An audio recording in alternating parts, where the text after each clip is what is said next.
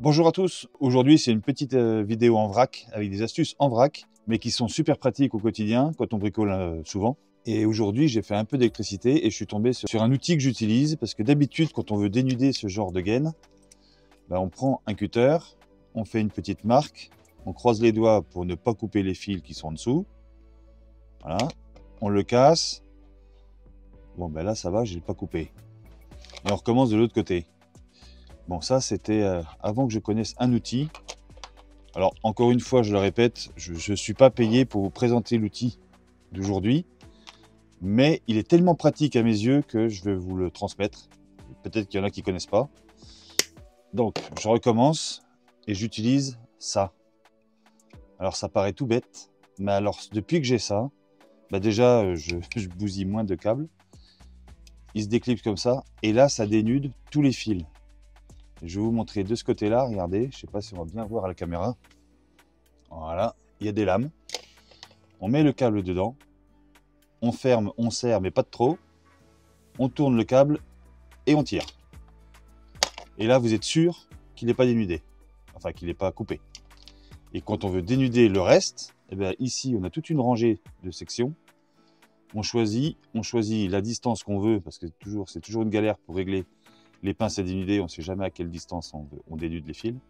Là, je le pose là, j'appuie, je tire, et c'est dénudé. Depuis que j'ai ce truc-là, on gagne un temps fou. Quand on veut dénuder des gaines qui sont dans les murs, mais qui sont trop près du mur, on pince, on tourne, on tire, et c'est fini. C'est magique, ce truc. Ça vaut pas grand-chose, mais on gagne un temps fou. Je vous le conseille. Une autre fonction de cet outil qui est bien pratique, c'est lorsqu'on veut dénuder un câble, du style une ligne dédiée dans un tableau électrique, on est obligé de dénuder une grande longueur pour pouvoir connecter les câbles au disjoncteur. On est obligé de dénuder sur une grande longueur. Regardez, à l'intérieur de cette partie-là, il y a une lame, on place le câble dedans, on le ferme, on appuie, mais alors à peine, et on coulisse. Et là, ça a ouvert le câble sur toute la longueur. Regardez, je n'ai pas commencé au bout déjà. Ah si, voilà. Et là, il n'y a aucun fil qui est coupé. La grande longueur est faite. On peut reprendre le bout. Pareil comme je vous ai montré tout à l'heure, on tire. Je ne vais pas s'appuyer là par contre. Voilà, on tire et c'est dénudé. Super, vraiment super. Il y a encore une autre fonction, c'est sur les câbles de télévision pour les coaxiales. C'est pareil, on reprend cette partie-là. Je vais essayer de la mettre droite quand même. Parce que ça, c'est une galère, on coupe toujours la petite tresse qui est dedans. On met dedans, je mets là, on appuie à peine, on tourne. Et voilà. Et là, il n'y a pas de tresse. Hein. Je ne l'ai pas coupée. Elle est nickel.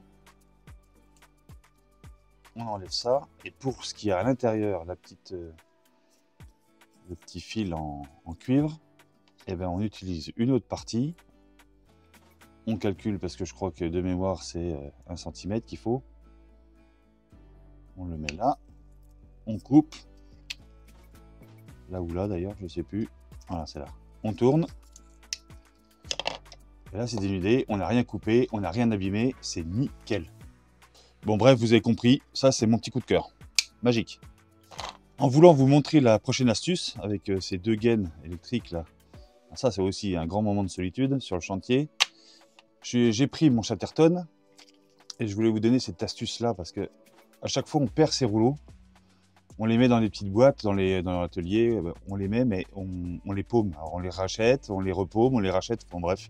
J'ai mis ça sur un Rislan, mais un Rislan spécial. Je tenais à vous le partager. Alors, je ne sais pas si je suis le seul, mais il n'y a pas longtemps que je connais ça. Regardez, là, à cet endroit-là, il y a une petite tige. Quand on appuie dessus, on peut l'enlever. Et quand on le remet, ça fait comme un Rislan normal. Hein. Voilà. Et ça tient bien. Hein. Mais c'est réutilisable. Et je pensais que je savais pas que ça existait. Alors depuis que j'ai ça, du coup, j'achète que cela.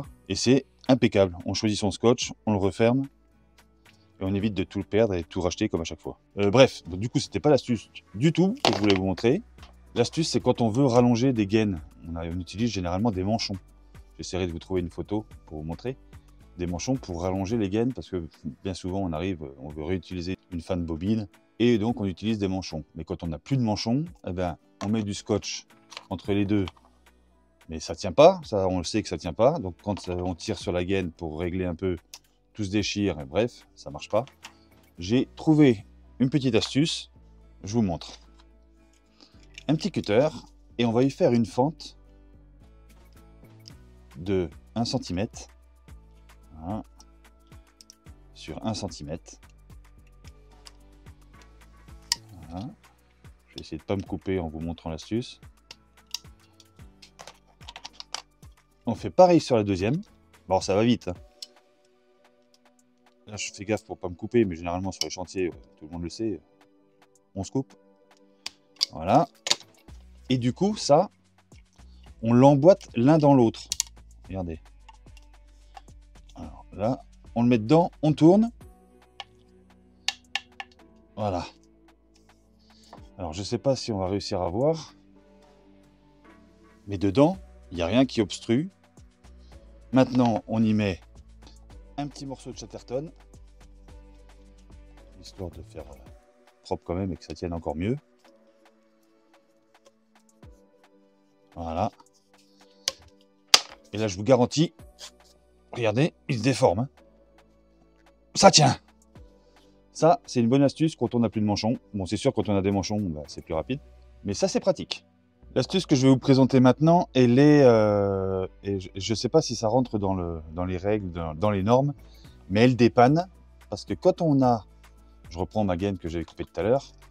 Quand on a du fil souple à mettre dans un domino, donc on a du fil souple qui est dénudé, mais quand on veut le rentrer dans un domino, ce qui se passe bien souvent, c'est que ça s'évase et ça tient très très mal. J'ai trouvé une petite astuce, alors je ne sais pas si ça dépanne ou pour du long terme, mais en tout cas ça tient très très bien. Vous prenez un rivet, regardez, c'est pas très orthodoxe, mais ça fonctionne très bien. On enlève la petite tige, on passe le fil dans le rivet, voilà. On prend la plus belle multiprise qu'on a à l'atelier et on vient écraser. Ça fait ni plus ni moins qu'une cosse. On l'écrase une première fois. Là déjà, je vous garantis que ça tient. Comme c'est du rivet, c'est assez souple. On peut le couper facilement. On le coupe. Je dis facilement, évidemment. Vous voyez ma tronche, je suis tout rouge. Voilà.